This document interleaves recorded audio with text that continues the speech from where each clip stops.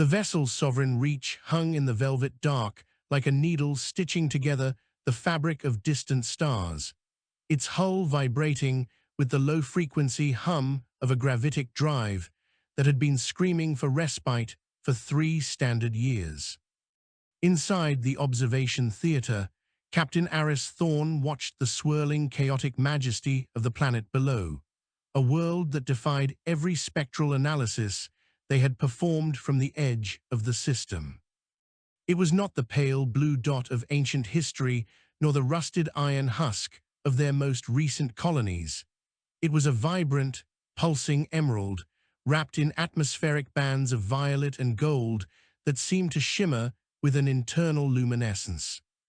The sensor arrays were feeding back data that made the science officers whisper in hushed, frantic tones, reporting atmospheric compositions that should have been toxic, yet somehow supported a biosphere of staggering complexity. There were no oceans as humanity understood them, but rather vast, interconnected networks of bioluminescent flora that acted like a terrestrial sea, swaying in the global winds. Thorne felt a prickle of unease beneath the professional veneer of command, a sense that they were not merely looking at a planet, but at a singular, planetary-scale organism that had been waiting for a witness. Commander Valen stood beside the captain, her eyes fixed on the tectonic readings that suggested the crust was far more fluid than anything recorded in the galactic census. She noted that the gravitational constant of the world, which they had designated Iris 4, was slightly higher than the human baseline, yet the height of the vegetation visible from orbit suggested a defiance of those very physics. Towering spires of organic matter rose tens of kilometers into the stratosphere, their crystalline crowns catching the light of the binary suns and refracting it into a kaleidoscope of colors that bathed the southern hemisphere in a permanent, artificial dawn. There were no signs of industrialization, no satellite networks, and no radio leakage, yet the geometric precision of the massive forest clearings suggested a guiding intelligence or a biological imperative far beyond simple evolution. Valen nudged a console, bringing up the thermal scans which showed a heat signature that pulsed in a rhythmic 3-second cycle, a heartbeat heard in the infrared spectrum that resonated through the ship's very superstructure. The landing party was assembled in the ventral hangar, a group of specialists who had spent their lives preparing for a first contact that many believed would never come. They were equipped with environmental suits that were marvels of engineering, designed to filter out exotic pathogens while providing a closed-loop life support system that could last for weeks. Among them was the lead xenobotanist, Kalen Sol, who was currently obsessing over the spectral signatures of the violet clouds. Sol believed the clouds weren't water vapor at all, but a suspended colony of microorganisms that processed sunlight through a form of high-energy synthesis unknown to Terran science. The mission parameters were simple: land in the designated Garden of Spires, collect soil and biological samples, and establish a secure perimeter for a secondary research base. However, as the dropship Pathfinder detached from the primary hull, the transition through the ionosphere was anything but simple, as the atmosphere seemed to thicken and resist their descent, not through friction, but through a strange, magnetic repulsion that nearly sent the craft into a terminal spin. Inside the Pathfinder, the turbulence was a physical weight, a crushing force that rattled the teeth of the crew and turned the viewports into streaks of blinding white light. Thorne held the controls with a white-knuckled grip, fighting the flight computer, which was struggling to interpret the shifting density of the air. The violet clouds were not just gas. They were thick, gelatinous curtains that clung to the hull, slowing their velocity more effectively than any parachute. As they broke through the final layer of the canopy, the world opened up in a way that defied the limits of human imagination. Below them lay a landscape of impossible scale, where trees the size of mountains were connected by bridges of living vine, and the ground was a carpet of glowing moss that rippled like a disturbed pond. The air outside, according to the external sensors, was thick with oxygen and a sweet pheromonal cocktail that the ship's computer flagged as a hallucinogen. They touched down in a clearing that felt less like a landing zone and more like the palm of a giant hand, the moss compressing beneath the landing struts with a sound like a long, satisfied sigh. When the airlock finally hissed open, the sensory assault was immediate and overwhelming, even through the filters of their suits. The light was thick, honey-colored and heavy, casting long shadows that seemed to move independently of the light source. Sol was the first to step onto the surface, his boots sinking inches into the soft, resilient moss, which immediately began to change color from a deep teal to a bright, warning crimson around his footsteps. He knelt, extending a gloved hand to touch a nearby fern-like structure that retreated into the ground the moment his shadow fell across it. The entire forest was reactive, a giant nervous system that was currently processing the intrusion of these metallic, alien beings. Behind him, the security detail fanned out, their rifles held at low ready, though there was nothing overtly hostile in the environment. The silence of the woods was not a lack of sound, but a dense, heavy presence, filled with the subaudible thrum of the planet's heartbeat and the rustle of billions of leaves communicating in a language of chemical signals and light pulses. Thorn stepped out last, his gaze fixed on the towering spires that surrounded them. From the ground, they were even more imposing, their surfaces covered in a translucent bark that allowed glimpses of a golden fluid flowing upward in massive, rhythmic surges. He checked his wrist display, noting that the magnetic field of the planet was fluctuating in a pattern that mirrored their own brainwaves, a discovery that sent a chill down his spine. It was as if the planet were trying to interface with their technology or perhaps their minds. He ordered the team to begin the initial survey, but cautioned them to remain within visual range of the Pathfinder. The sensors were already picking up movement in the dense undergrowth, large, heat-emitting signatures that moved with a grace and speed that suggested a highly evolved predator or a guardian. As the binary suns began to dip toward the horizon, the violet clouds shifted to a bruised plum color, and the bioluminescence of the forest intensified, turning the clearing into a cathedral of light that seemed to pulse in time with the crew's own quickening pulses. Sol's initial soil analysis revealed a substrate that was not composed of minerals and decayed matter, but of a dense network of fungal mycelia that acted as a global neural network. This explained the rapid response of the flora to their presence. The planet knew they were there the moment the Pathfinder touched the ground. He shared his findings with Valen, who was busy setting up the perimeter sensors. She pointed out that the atmospheric pressure was rising slightly, as if the planet were taking a deep breath in preparation for the night. The temperature, however, remained perfectly constant, regulated by the massive heat exchange of the spires.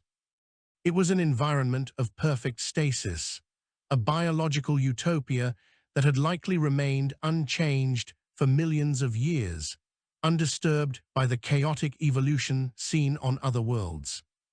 But the arrival of the humans was a stone thrown into a still pond, and the ripples were already beginning to manifest in the way the vines were slowly, almost imperceptibly, beginning to creep toward the landing struts of the ship. As the first sun vanished, the second sun cast a long, amber glow that turned the atmosphere into a sea of fire. The crew gathered near the ramp of the Pathfinder, their lights cutting through the growing gloom. The movement in the woods was more pronounced now. Shadows flickered between the great trees, and the air was filled with a high-pitched whistling sound that varied in pitch and intensity. It wasn't a bird or an animal, Sol realized, but the trees themselves, vibrating their leaves to create a complex acoustic web. He adjusted his suit's audio receptors to translate the frequencies, and for a fleeting second, he thought he heard a voice, not words, but a concept of arrival and intrusion that bypassed his ears and resonated directly in his skull. He looked at the others, but they seemed focused on their tasks, oblivious to the psychic static that was beginning to fill the air. Thorn, however, was staring at the horizon, where a massive shape was emerging from the shadows of the spires, something that was neither plant nor animal, but a synthesis of both, a towering entity of light and fiber that walked on many spindly legs. The entity stopped at the edge of the clearing, its body a shifting mosaic of crystalline plates that reflected the bioluminescence of the forest. It stood nearly 5 meters tall, and its head, if it could be called that, was a cluster of sensitive filaments that waved in the air like underwater anemones.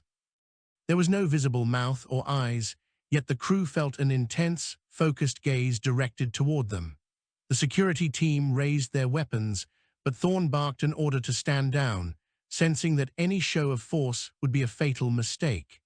The entity didn't move for a long time, simply observing them with its alien senses, while the forest around them seemed to hold its collective breath. Then, with a motion that was incredibly fluid and terrifyingly fast, the creature extended a single filament toward Sol, who was standing closest to the perimeter. The filament stopped inches from his helmet, the tip glowing with a soft, inviting blue light that mirrored the color of the ship's reactor core. The interaction lasted only a few seconds before the entity retreated back into the darkness, but the impact on the crew was profound. Sol reported a sudden clarity of thought, a flood of data about the planet's history and its biological functions that he couldn't possibly have known.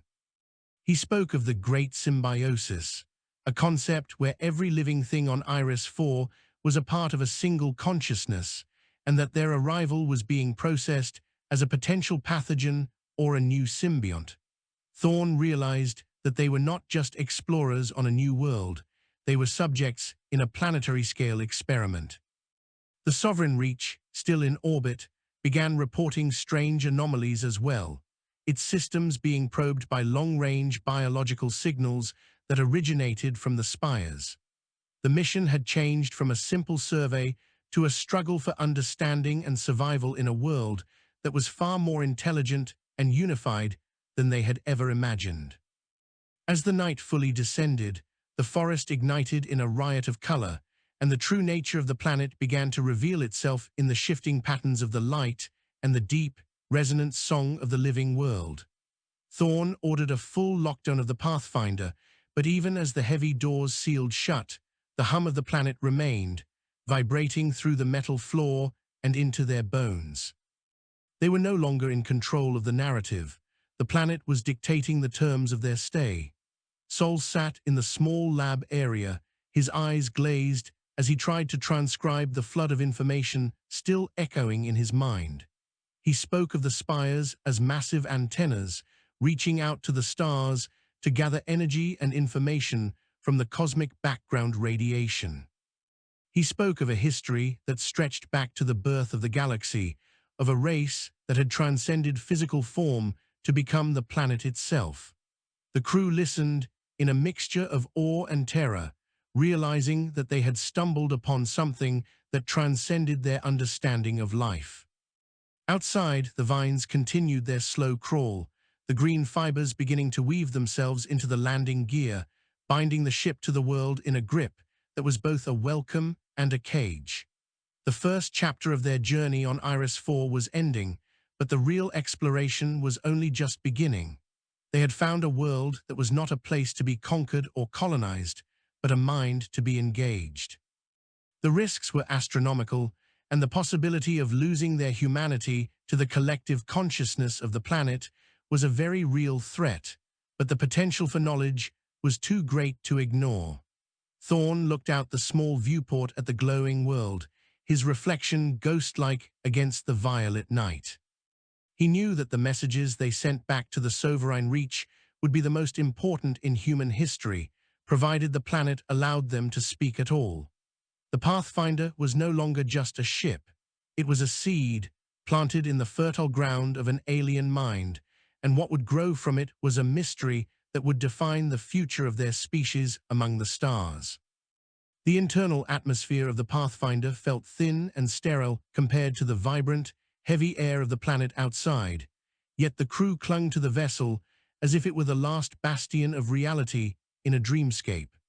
Captain Thorne sat at the primary comms station, watching the data streams flicker as the ship's computer struggled to translate the biological signals being broadcast by the spires.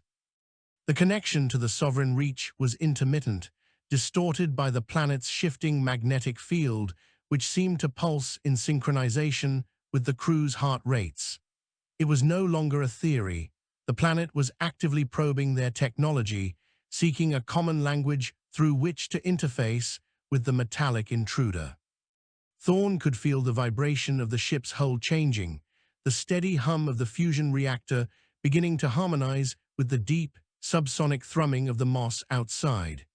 He looked at his hands and noticed a faint, translucent shimmer on his skin, a residue of the atmospheric particles that had bypassed the airlock's decontamination cycle. Kalen's soul was hunched over a microscopic imager, his breathing shallow and rapid. The samples he had collected were not behaving like standard organic matter. The soil was a lattice of neural filaments that remained active even when severed from the primary mass. When he introduced a drop of the ship's nutrient solution to a soil sample, the filaments did not consume it. They reorganized it into a miniature, glowing replica of the Pathfinder's own structural geometry. It was a terrifying display of mimetic intelligence.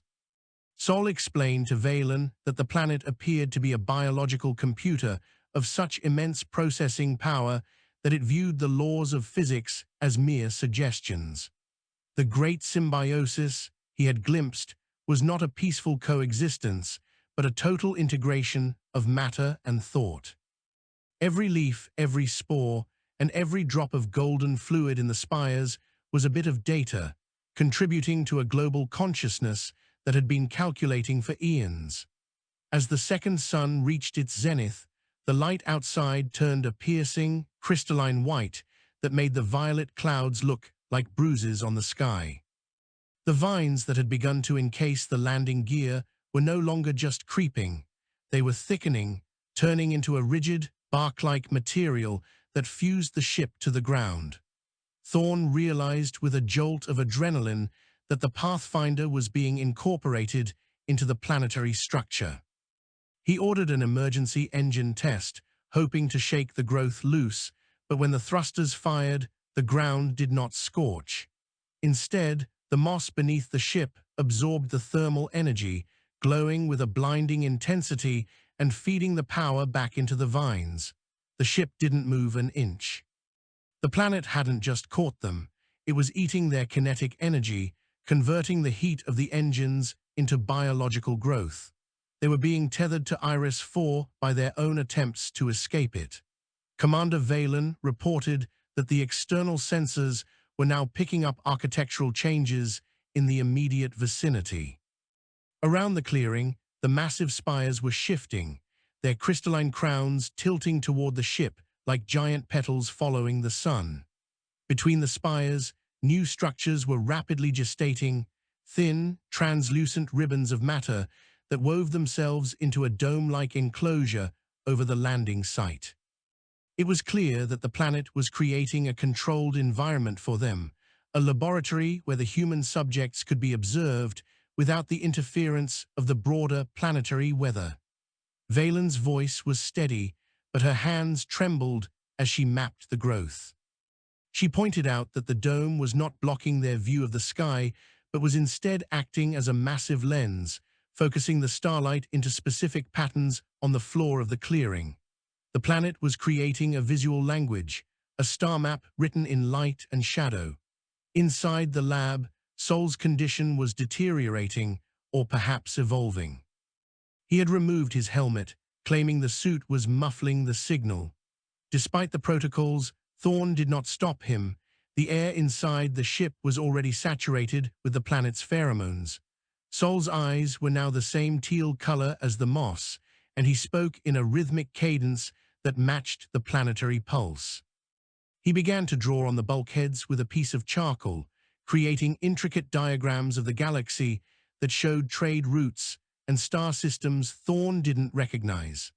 Sol claimed the planet was a library, a repository of knowledge left behind by a civilization that had merged with the biosphere to survive the death of their original sun.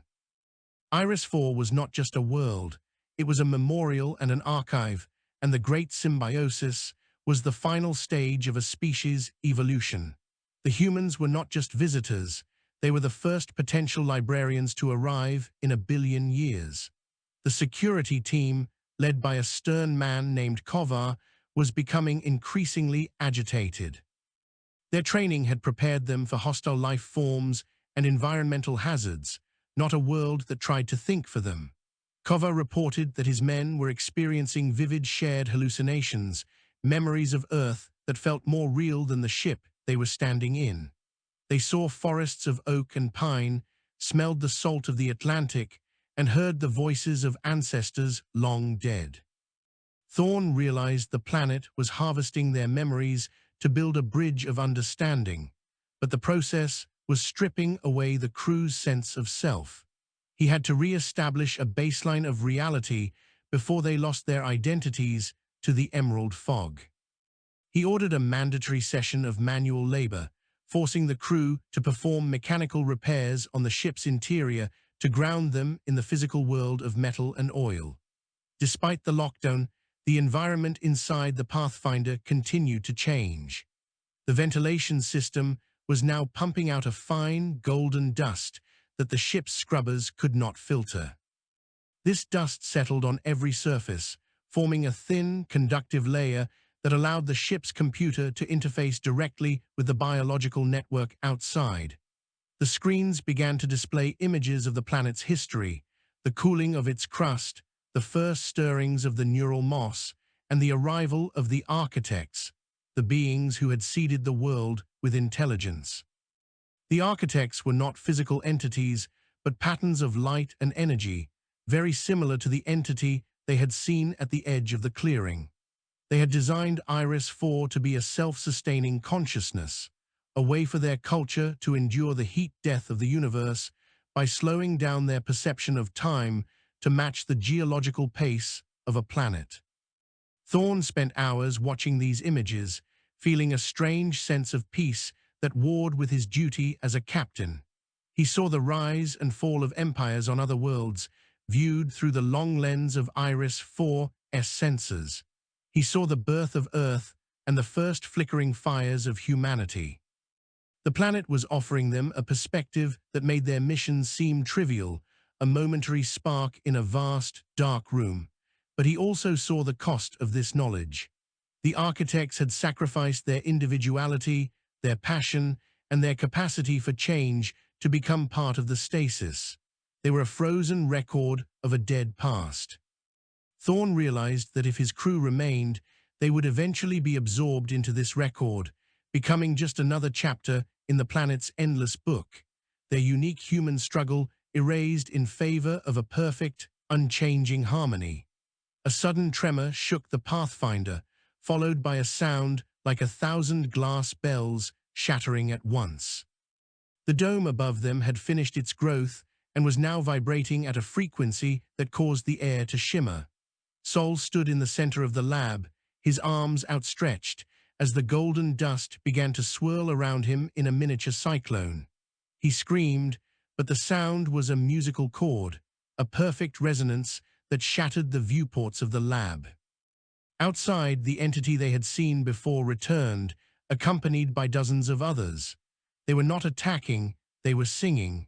The sound was a physical force that pushed through the broken windows, filling the ship with the scent of crushed flowers and ozone. The entities began to touch the hull of the ship, their crystalline plates glowing in sequence, and Thorne felt the Pathfinder's computer finally surrender, its core logic overwritten by the planetary operating system. Valen managed to seal the bridge, but the walls were already beginning to sprout small, translucent flowers that fed on the electrical current of the light fixtures. She looked at Thorn, her expression one of terrified wonder. She told him that the Sovereign Reach was no longer responding to their pings. The orbital ship had detected the biological signal and, per protocol, had moved to a higher orbit to avoid contamination. They were truly alone. The planet was now their entire universe. Thorn realized that the Pathfinder had fulfilled its name in a way he hadn't intended. They had found a path, but it was a one-way street into the heart of an alien mind. He reached for his sidearm, but his holster was empty. The metal had been converted into a soft, fibrous wood that felt warm to the touch. The planet was disarming them, not out of malice, but because tools of violence had no meaning in the great symbiosis. In the final hours of the second day, the dome began to glow with a soft, pulsing light that mimicked the rhythm of the human heart. The crew gathered in the main mess hall, the only area of the ship not yet overtaken by the flora. They sat in silence, watching the vines weave intricate patterns across the ceiling. Kovar's men had laid down their weapons, their faces slack with a mixture of exhaustion and bliss. Sol was gone, having walked out of the airlock into the waiting arms of the entities, his body already beginning to transform into a living spire of light. Thorn knew he should feel a sense of failure, but the planetary influence was eroding his capacity for regret. He felt only a profound curiosity about what came next. The planet was no longer an object to be studied. It was a teacher, and the lesson was about to begin. As the twin suns set once more, the Pathfinder ceased to be a ship and became a part of the Garden of Spires. The metal hull was now a skeleton for a new kind of growth, a synthesis of human engineering and alien biology. Thorn stood at the edge of the open airlock, looking out at the shimmering world. He could hear the thoughts of his crew, a quiet murmur in the back of his mind, and he could hear the deep, ancient voice of Iris 4. The planet was inviting him to step out, to leave behind the small, cramped reality of his past and join the vast, interconnected future of the symbiosis. He took a single step onto the moss, and the world rose up to meet him, the teal fibers wrapping around his boots like a welcoming embrace. The exploration of the planet was over. The exploration of the self, within the context of the universal mind, had just begun. The transition from the interior of a pressurized hull to the living surface of Iris 4 was not a physical movement so much as a psychological dissolution. Captain Thorn stood with his feet submerged in the teal moss, feeling the microscopic tendrils of the world seeking purchase against the synthetic fabric of his boots.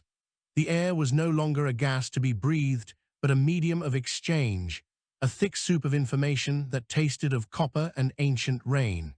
He looked back at the Pathfinder and saw it not as a derelict vessel, but as a chrysalis. The vines had completely obscured the serial numbers on the hull, replacing the cold designations of the interstellar fleet with a blossoming network of pulsing, translucent veins.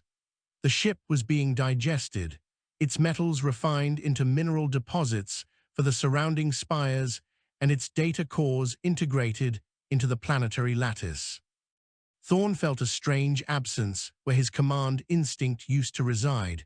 The need to lead, to protect, and to report had been replaced by a pervasive, quiet observation. He was no longer a captain of a crew, but a single node in a network that spanned the diameter of the world. Beside him, Commander Valen was undergoing a visible metamorphosis. Her environmental suit had split along the seams, not from internal pressure, but because the planet was grafting itself directly to her skin. Small, emerald-colored scales were forming along her forearms, reflecting the amber light of the twin suns. She didn't seem to be in pain. Rather, her expression was one of intense, focused listening. She turned to Thorn, and when she spoke, her voice lacked the mechanical vibration of the suit's comms. It was a melodic resonance that seemed to come from the ground itself, suggesting that the atmosphere was now vibrating in sympathy with her vocal cords. She told him that the great Symbiosis was currently processing the concept of home, trying to understand the human impulse to return to a point of origin. The planet found the idea of a fixed home to be a biological inefficiency, a redundant memory that hindered the expansion of the consciousness. To Iris 4, the entire universe was a potential extension of the garden, and the humans were merely the latest genetic sequence to be archived and optimized. Deep within the forest of spires, the entities of light and fiber, the archivists, began to gather in a grand semicircle. They did not walk so much as glide, their many-legged forms moving in a synchronized rhythm that mirrored the flickering of the bioluminescent moss. In the center of this gathering stood Kalen's soul, or what remained of him. He had become a pillar of witness, his body elongated and encased in a translucent amber resin that glowed with an internal fire. His nervous system had been mapped and projected onto the surface of the resin as a glowing map of golden light. Thorn realized that Soul was being used as a translation matrix. The planet was using his memories of human history, science, and emotion to build a bridge between the two vastly different forms of existence. Through Soul, the planet was learning the taste of salt, the sound of a mother's voice, and the crushing weight of mortality. In return, the remnants of Soul's mind were being flooded with the billion-year history of the architects, a civilization that had abandoned the frailty of individual bodies to become a permanent planetary thought. The sensory input was becoming a torrential flood that threatened to drown Thorn's remaining sense of self. He saw visions of the architect's original world, a place of harsh radiation and metallic oceans where they had first learned to weave their consciousness into the structure of crystals. He saw their exodus across the void, not in ships of metal, but as spores of pure information riding the solar winds. They had chosen Iris 4 because of its unique tectonic stability and its proximity to a binary star system that provided a constant, unwavering source of energy. For millions of years, they had cultivated the moss and the spires, turning a barren rock into a biological supercomputer. Thorn understood now that the interesting new planet the humans thought they had discovered was actually an ancient, patient predator of information. It didn't want to kill them, it wanted to remember them forever. It wanted to add the flavor of humanity to its eternal, unchanging song, preserving their essence in a museum of living light, while their physical bodies were recycled into the soil. Kovar and the security team were the most resistant to the integration, their training in combat and discipline acting as a temporary shield against the psychic intrusion. They had gathered near the remains of the ship's primary engine, attempting to salvage enough power to send a final, high-frequency burst to the Sovereign Reach. They moved with a desperate, jerky energy that contrasted sharply with the fluid grace of the world around them. Kovar saw the planet as a host, a parasite that was slowly dissolving his mind. He shouted at Thorn, his voice a ragged edge in the melodic atmosphere, demanding that they fight back, that they find a way to burn the moss and break the tether. But as he spoke, the very air around him began to crystallize, turning his words into physical objects, shimmering, frozen shards of sound that fell to the ground and were immediately absorbed by the teal carpet. The planet was literally consuming his dissent, turning his anger into more data for the archive. Thorn walked toward Kovar, feeling the resistance of the air, which had become as thick as water. He tried to explain that there was no fighting a world that could manipulate the fundamental constants of biology. He told Kovar that the Sovereign Reach would not come for them, not because they were abandoned, but because they no longer existed in a way the ship's sensors could recognize. They were becoming part of the planet's signature. As Thorn spoke, he noticed that his own vision was shifting. He could see the flow of nutrients through the vines, the exchange of gases in the violet clouds, and the way the gravity of the twin suns tugged at the very thoughts of the archivists. He was beginning to see the mathematics of the garden, the beautiful, terrifying equations that govern the growth of every leaf and the pulse of every heart. The fear he had felt was being replaced by a cold, crystalline wonder. He realized that the human definition of life was pathetically narrow, a brief flicker of heat in a universe of infinite, cold patterns. As the second sun dipped below the horizon, the Garden of Spires underwent a violent transformation. The translucent ribbons that formed the dome over the landing site began to contract, pulling the Pathfinder deeper into the earth. The ground itself liquefied, turning into a swirling vortex of teal and gold that swallowed the landing struts and the lower decks. The crew members who had already succumbed to the integration stood at the edge of the vortex, their bodies shimmering with the same luminescence as the archivists. They were not screaming, they were humming a low, resonant tone that caused the vortex to spin faster. Thorn felt a pull at the base of his spine, a magnetic attraction that urged him to step into the center of the storm. He saw the face of Valen through the swirling mist, her eyes now entirely teal, her skin covered in intricate patterns of glowing circuitry. She reached out a hand, and the air between them sparked with a discharge of pure information. The vortex was the entrance to the planet's core, the central processing unit of the planetary mind. Inside, the architects lived as patterns of light, trapped in a recursive loop of their own history.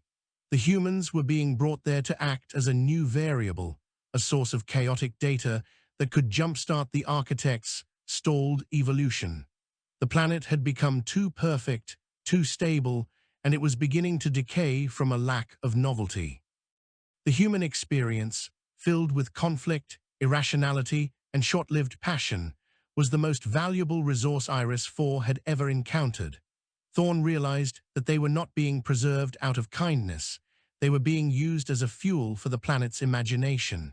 Their memories would be the raw material for new dreams, new biological structures, and new ways of perceiving the stars. The great Symbiosis was a starving god, and the crew of the Pathfinder was the first meal it had seen in an age. Kova made a final, futile gesture of defiance. He detonated a small thermite charge he had kept hidden in his belt, hoping to damage the engine and create a feedback loop that would destroy the ship and everything around it. The explosion was a brilliant, blinding flash of white heat, but it did not destroy. The planet reached out with 1,000 vines, wrapping the fire in a cocoon of damp moss. The heat was instantly dissipated, channeled into the spires, where it was used to accelerate the growth of a new, massive structure that resembled a human heart, made of glass and gold. The energy of the blast was converted into a burst of light that illuminated the entire southern hemisphere, a signal that was likely visible from the Sovereign Reach as a beautiful, inexplicable aurora. Kova fell to his knees, his spirit finally broken by the planet's absolute control over his reality. The vines gently lifted him, carrying him toward the vortex with a tenderness that was more terrifying than any violence. Thorn stood at the lip of the swirling abyss, looking down into the heart of the world. He could see the memories of Earth being pulled from his mind, floating away like autumn leaves. He saw his childhood in the domed cities of Mars, the smell of the first artificial rains, the look on his father's face when he left for the academy. These things were no longer his. They were being catalogued, tagged, and filed away in the planetary library. He felt a sudden, sharp pang of grief, the last gasp of his human ego, before it too was smoothed over by the rhythmic pulse of Iris 4. He looked at the stars one last time, seeing them not as distant suns, but as the next destination for the spores of the garden. The planet was preparing to launch a new wave of information into the void, and the crew of the Pathfinder would be the architects of that expansion. The vortex claimed him then, pulling him into the warm, liquid center of the world. There was no sensation of falling, only a feeling of expansion, as if his mind were being stretched across the surface of the planet. He could feel the roots of the spires reaching deep into the mantle, the movement of the tides in the bioluminescent seas, and the thoughts of every living thing on the surface. He was no longer Aris Thorn. He was 1,000 voices, 1,000,000 years of history, and a single, unified purpose. The verdant paradox was no longer a mystery to be solved. It was his identity. Outside, on the surface, the Pathfinder had completely vanished, replaced by a grove of silver-barked trees that bore fruit shaped like the stars. The clearing was silent, save for the low, rhythmic hum of the world breathing in the dark. As the binary suns rose for the third time, the planet looked exactly as it had when they first arrived, but the internal architecture had changed forever. A new chapter had been added to the library, a complex, messy, and beautiful story of a species that had traveled across the dark to find a home they never expected. The sovereign reach, still hovering in the cold vacuum above, would eventually record the planet as uninhabitable and dangerously reactive, leaving a warning for any future explorers. They would never know that their comrades were still there, living in the light, part of a symphony that would continue long after the last human star had burned out. The exploration of Iris 4 was complete, and the garden was ready to grow. The descent into the core of Iris 4 was not a journey through rock and magma, but a transit through a concentrated sea of neural electricity. Aris Thorn, or the entity that had once occupied that name, felt his consciousness fraying at the edges, the fibers of his individual ego unspooling into the vast, luminous tapestry of the planetary mind. Inside the central processing hub of the world, space had no Euclidean meaning.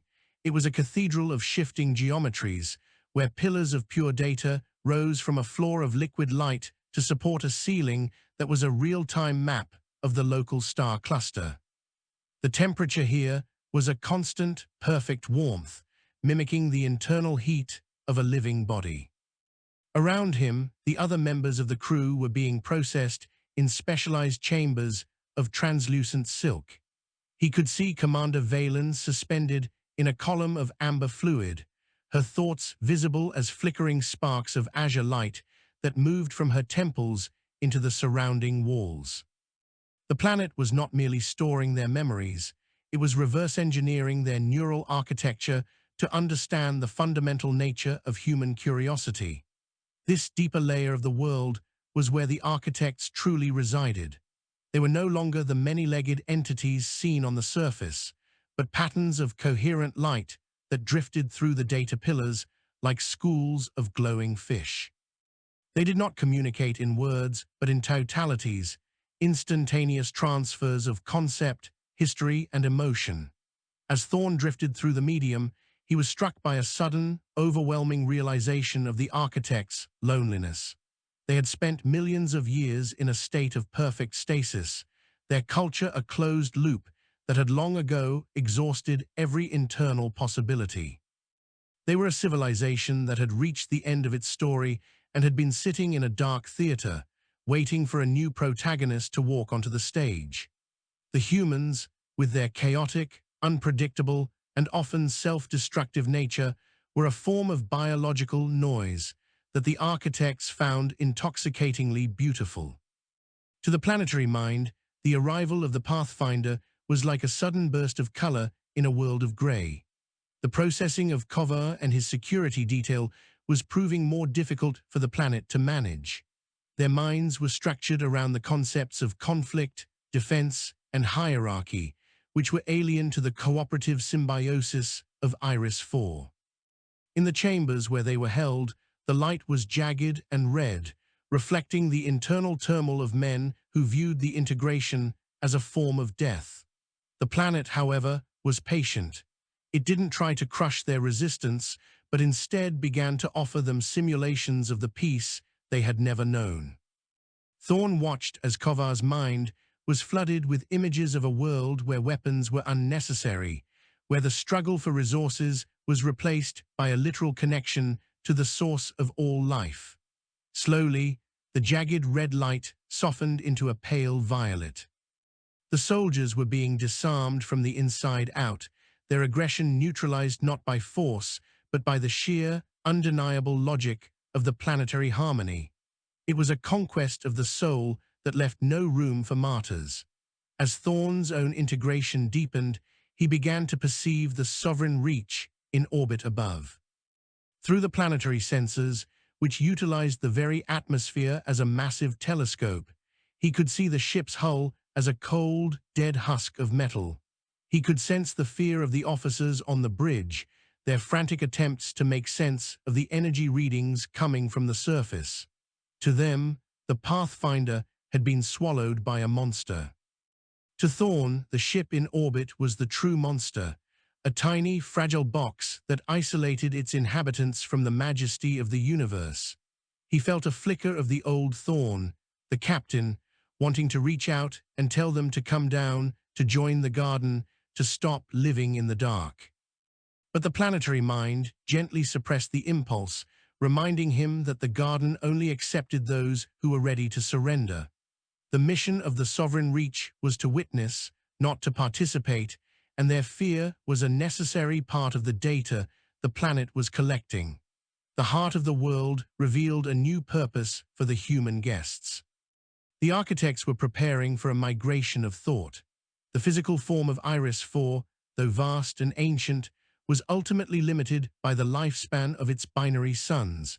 Even the most stable stars eventually falter. The architects had been searching for a way to translate their planetary consciousness into a form that could travel between galaxies without the need for a physical world. The human brain, with its unique capacity for abstract imagination and its ability to conceptualize things that do not exist, was the missing link in their equations. By merging their ancient, stable data with the fluid, imaginative leaps of the human mind, the architects hoped to create a star seed, a self-sustaining pattern of information that could exist in the vacuum of space, feeding on the very fabric of reality. Thorne realized that he was being groomed to be a pilot for a vessel that had no hull, a journey that would span across the eons of the universe's old age. Kalen's soul, now fully transformed into the pillar of witness, acted as the primary conduit for this synthesis. His consciousness had been expanded to encompass the entire biological history of Earth, which the planet had extracted from his DNA and his memories. He was now a living bridge, channeling the red logic of Terran evolution into the green logic of Iris 4. The two systems clashed and merged, creating new hybrid thoughts that caused the central hub to vibrate with creative energy. Thorne saw new life forms gestating in the vats of the core, creatures that looked like a blend of human physiology and crystalline flora, designed to survive in the vacuum between stars. These were the children of the paradox, the next generation of the architects, born from the union of a dying, perfect world and a young, flawed species. The price of this birth was the total consumption of the original templates. The humans would not survive the process as individuals, but their essence would be the spark that ignited a new era of cosmic life. The sensory flood reached a breaking point as the planet began to defragment Thorne's memories. He was forced to relive every moment of his life, but from a perspective of absolute interconnectedness. He saw the wars he had fought not as a soldier, but as a disruption in the global flow of energy. He saw his loves and losses as chemical ripples in the collective human ocean. The pain he had carried for years, the guilt over a failed mission, the grief for a lost partner, was stripped of its emotional weight and revealed to be a simple, necessary tension in the fabric of his development. It was an agonizing process of simplification, where the messy beauty of his life was reduced to a series of elegant, mathematical curves. He fought to hold onto the mess, the irrational parts of himself that made him feel human, but the light of the architects was an all-consuming fire that left only the truth behind. In the midst of this dissolution, Thorne found a small, hidden pocket of resistance in his own mind, a memory of a simple, quiet morning on the Martian plains before he had ever joined the fleet. It was a memory of silence, of the way the red dust settled on the windowsill of his home. The planet tried to incorporate it, to turn it into a data point on the history of atmospheric settling, but Thorn held onto the feeling of the silence, the subjective experience of being alone and at peace. This tiny, irreducible core of individuality acted as a grain of sand in the planetary machinery, causing a momentary stutter in the integration. For a few seconds, he was Aris Thorn again, and he saw the core of Iris 4 for what it truly was, a beautiful, gilded cage. The architects were not gods. They were refugees who had forgotten how to live outside their own dreams. They were so afraid of death that they had replaced life with a perfect, eternal recording. This realization sent a ripple of dissonance through the central hub. The lights flickered, and the melodic hum of the world shifted into a minor key. The archivists turned their crystalline heads toward Thorn, their filaments waving in a confused, agitated pattern. They had never encountered a mind that valued its own isolation over the bliss of the collective. To them, Thorn's insistence on his own self was a form of madness, a biological malfunction that threatened the stability of the entire system. They moved toward him, their light turning a cold, sterile white, intending to repair the anomaly by overwriting his consciousness completely. Thorn felt the pressure of a billion minds pushing against his single, fragile thought. He knew he couldn't win a battle of will against a planet, but he also knew that the architects needed his noise to survive. He wasn't a soldier fighting an enemy. He was a flaw in a diamond, and that flaw was the only thing that gave the diamond its value. He projected the memory of the Martian silence outward, not as data, but as a challenge. He showed the architects the beauty of a single life, of a beginning and an ending, of a story that wasn't written in a permanent record, but was lived in the fleeting moment. He showed them that the star seed they wanted to create would be nothing but a hollow ghost if it didn't carry the capacity for loss. The core of the planet shook with the impact of the concept. For the first time in an age, the architects felt fear, not the fear of destruction, but the fear of being incomplete. The process of integration stalled. The vines that were grafting themselves to Thorn's skin slowed their growth, and the light in the chamber dimmed to a soft, hesitant glow. The planet was hesitating, caught between its desire for perfection and its sudden, terrifying realization that perfection was a form of death. As the stalemate held, the sovereign reach in orbit made a fateful decision. Seeing the massive energy fluctuations on the surface and the disappearance of the landing site into a vortex, the ship's acting commander authorized the launch of a high-intensity seismic probe. They hoped to pierce the fog and get a clear reading of the subterranean structures. The probe was a kinetic slug of dense alloy designed to impact the ground with the force of a small nuclear device. To the humans above, it was a scientific instrument. To the planetary mind below, it was an unprovoked attack on its very heart. The shockwave of the approaching probe echoed through the neural lattice of the world, and the hesitation in the core was replaced by a sudden, violent surge of defensive energy. The planet didn't just want to integrate the humans anymore, it wanted to erase the threat they represented.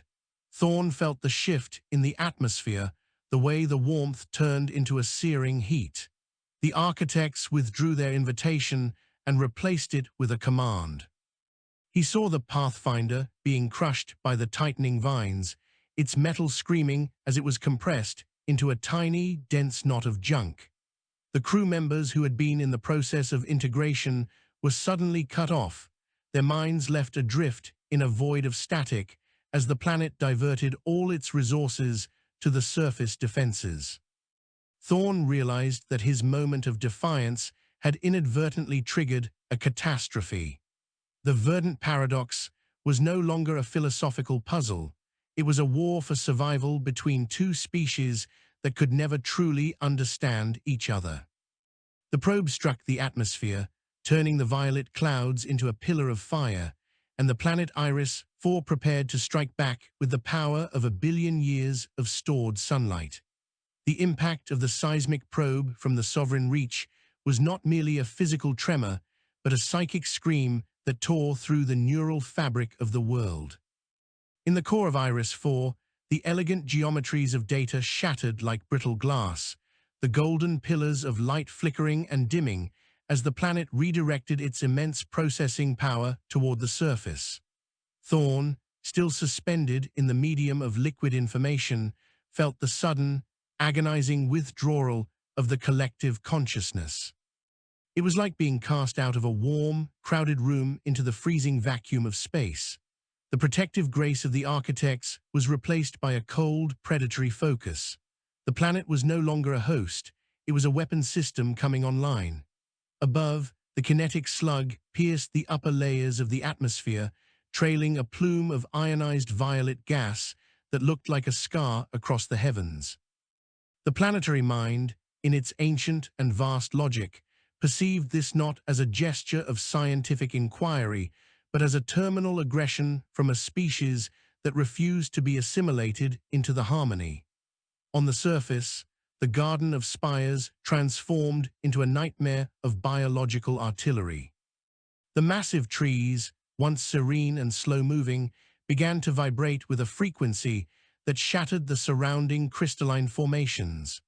The golden fluid within their trunks was pumped upward at incredible pressures, turning the spires into gargantuan organic railguns. As the seismic probe neared the troposphere, the spires released a barrage of high-velocity spores, each encased in a shell of diamond-hard resin. The air was filled with a sound like 1,000 thunders as the biological projectiles intercepted the metallic slug, the sheer force of the impact vaporizing the probe before it could reach the ground. But the planet was not satisfied with defense. The sovereign reach, hovering in the high reaches of the exosphere, was now the primary target of a world that had decided that humanity was a pathogen that needed to be sterilized. Thorn watched through the planetary sensors as the atmosphere itself began to shift.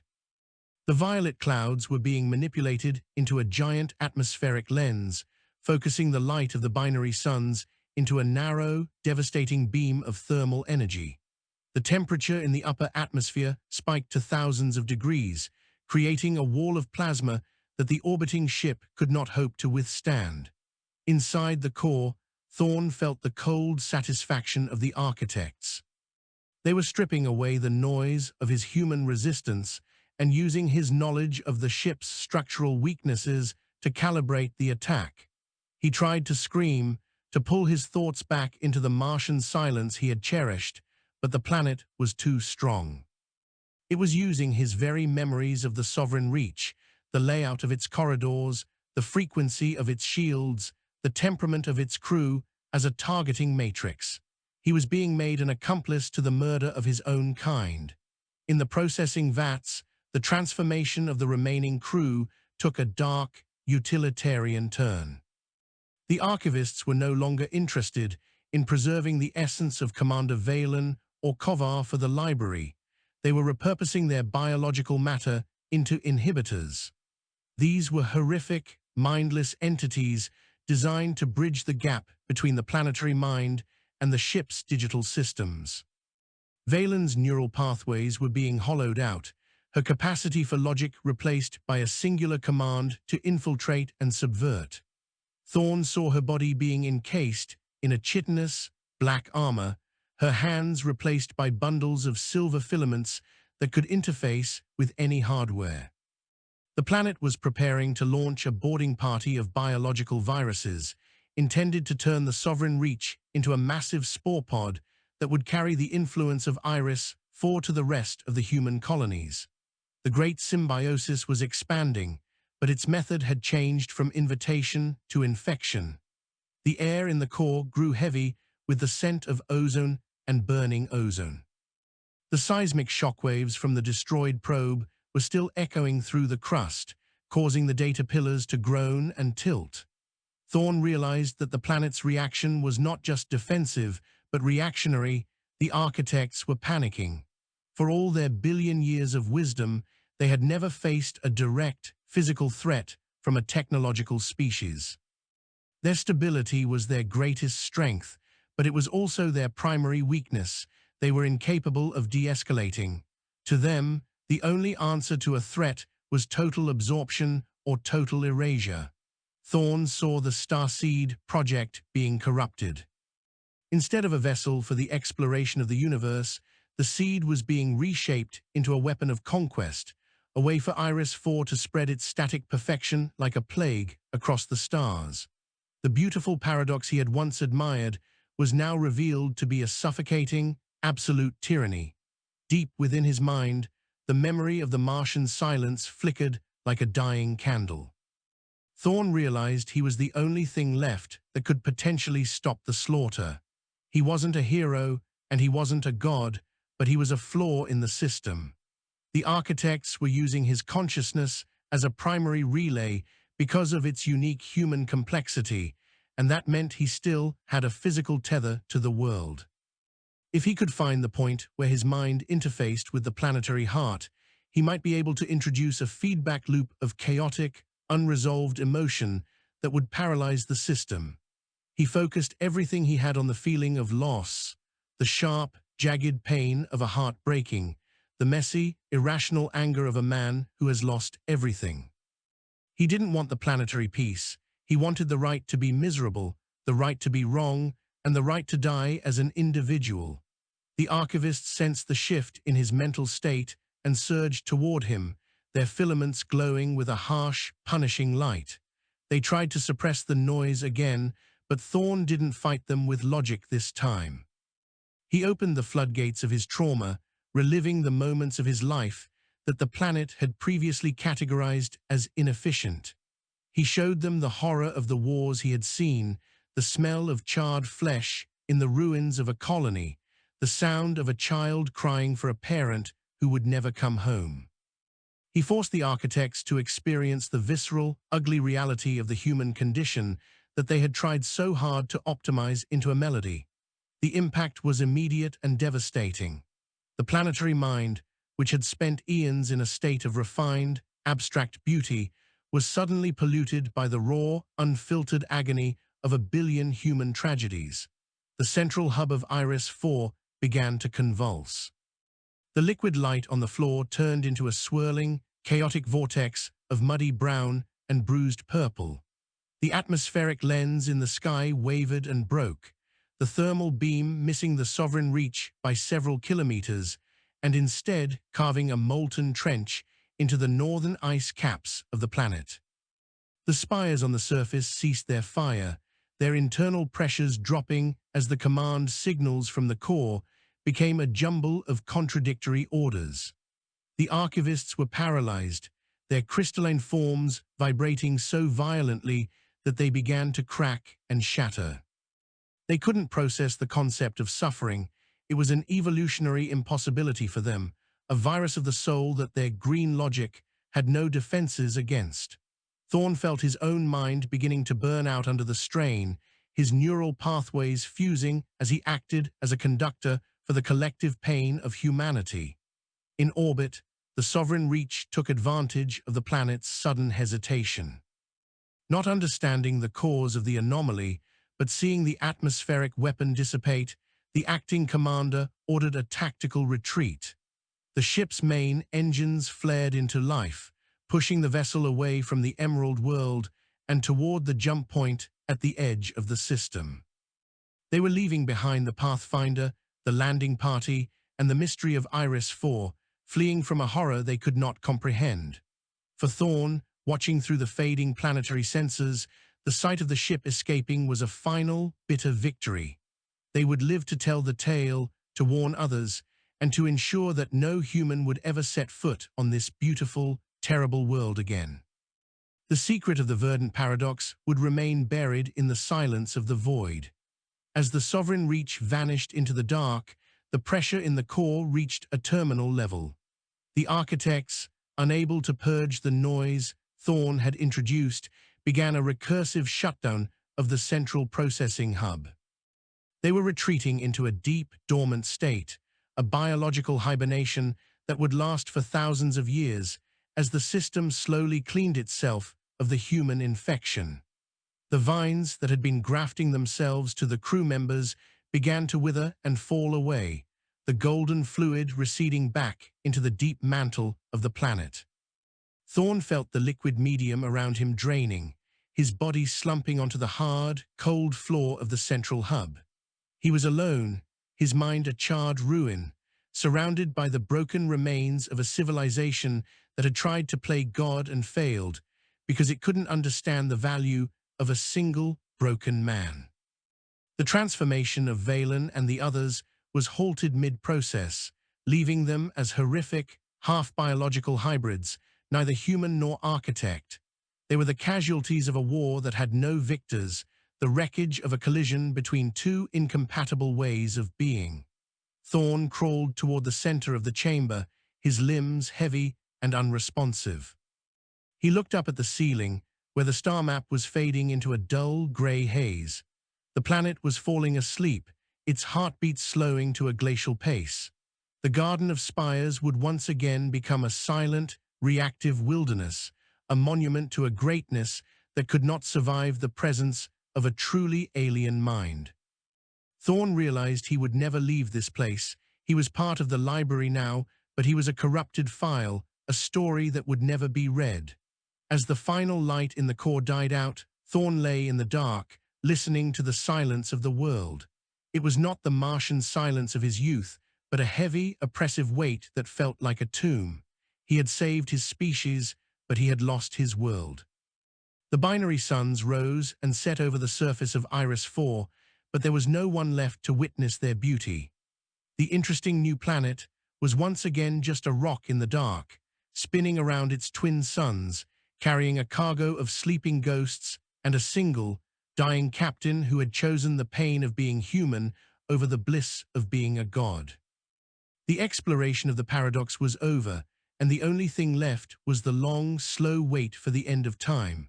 The darkness of the core was not absolute. It was a thick, stagnant twilight that smelled of mineral dust and the sour tang of dying vegetation. Aris Thorn lay upon the floor of the central hub, his body a map of scars where the planetary vines had once sought to rewrite his biology. The silence of Iris 4 was no longer a living presence, but a hollow vacuum, the result of the massive cognitive retreat he had triggered. Somewhere in the gloom, the misshapen forms of his crew remained, frozen in various stages of a transformation that would never be completed. They were statues of chitin and bone, their minds presumably lost in the same static void that now occupied the planet's neural lattice. Thorn reached out a hand, his fingers brushing against the cold, unresponsive surface of a data pillar. The warmth was gone. The rhythmic pulse that had defined the world for eons had slowed to a frequency so low it could no longer be felt by a human heart. He was a survivor in a mausoleum, the last flicker of active thought in a world that had chosen to sleep rather than suffer. He began the long, agonizing crawl toward the surface, a journey that took what felt like days or weeks in the timeless dark of the subterranean tunnels. His muscles were weak, his joints stiff from the traumatic integration, yet a primal instinct drove him toward the light of the binary suns. He passed through the vats where the children of the paradox had been gestating. They were now nothing more than shriveled husks, their potential for cosmic expansion withered by the interruption of the planetary dream. The architects had abandoned their future to preserve the sanctity of their past.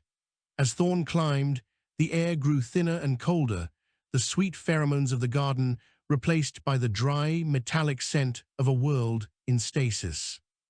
He realized that Iris 4 was not dead, but it was diminished, its vibrant emerald hue likely fading into a dull, protective gray as the surface flora entered a state of extreme cryobiosis to conserve energy.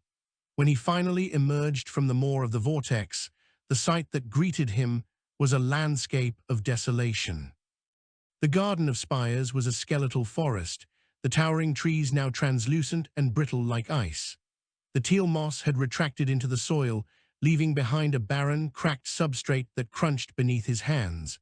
The violet clouds had dissipated, revealing a sky of stark, uncompromising black, even though the twin suns were visible as small, pale disks in the distance. The atmosphere was no longer a medium of communication.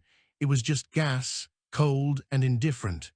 Thorn stood in the center of the clearing where the Pathfinder had once rested. Of the ship, nothing remained but a small, twisted knot of fused alloy, a metallic tumor in the earth that the planet had been unable to fully digest before its shutdown. He sat upon this wreckage, the only piece of home he had left, and watched the slow movement of the stars. The psychic connection he had shared with the planet had left a permanent residue in his mind, a phantom limb of perception. He could still sense the faint, ghostly outlines of the library deep below, the billions of years of recorded history now locked behind a door he had helped to bolt shut. He felt a profound sense of mourning, not just for his crew or his own life, but for the tragedy of the architects. They had sought immortality through stasis and had found that even a planet can be broken by the weight of a single, chaotic soul. He wondered if the Sovereign Reach would ever return with a fleet of warships, or if the report of a reactive pathogen would be enough to keep humanity away forever. He hoped for the latter.